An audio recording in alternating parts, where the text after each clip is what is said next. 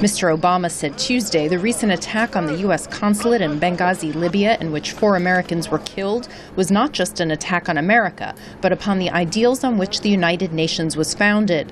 He called the anti-Islam amateur video that incited the attack and other protests around the world crude and disgusting. He reasserted that the U.S. government had nothing to do with the film, which was made by a man in California.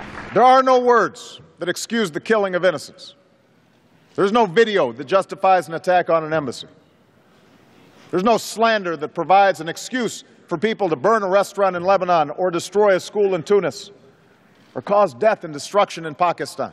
Mr. Obama also sought to reassure Israel and warn Iran over its controversial nuclear program. So let me be clear. America wants to resolve this issue through diplomacy, and we believe that there is still time and space to do so.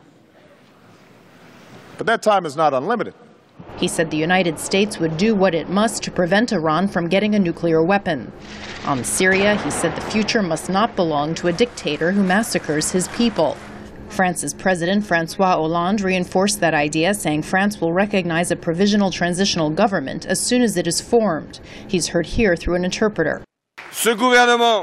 This government will itself have to give guarantees that every community in Syria will be respected and will be able to live in security in their own country. The Emir of Qatar, Sheikh Hamad bin Khalifa Al Thani, whose government supports the Syrian opposition, said the situation has reached an unacceptable phase, and he urged Arab countries to intervene. He's heard here through an interpreter. In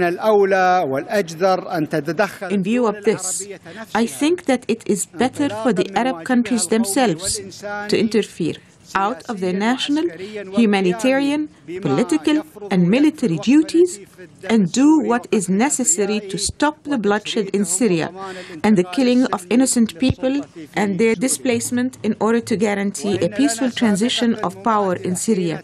UN Secretary General Ban Ki-moon opened the proceedings, calling the Syria conflict a growing threat to international peace and security. The annual UN meeting continues through next Monday. Margaret Besheer, VOA News, the United Nations. Spirals out of control.